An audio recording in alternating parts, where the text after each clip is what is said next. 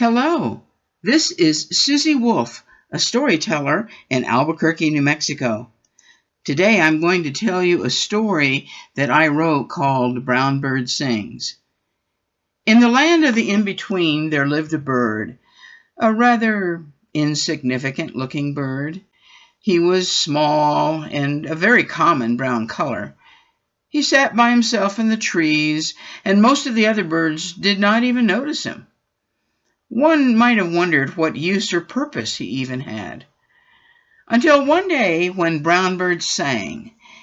His songs were so beautiful and so unique, all the other birds stopped and listened, and then they joined in.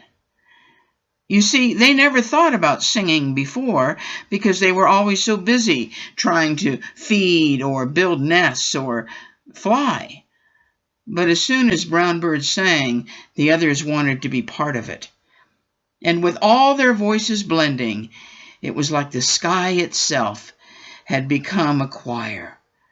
So finally the birds understood. The purpose of Brown Bird was to make sure they all remembered to sing. And to this day, they all do.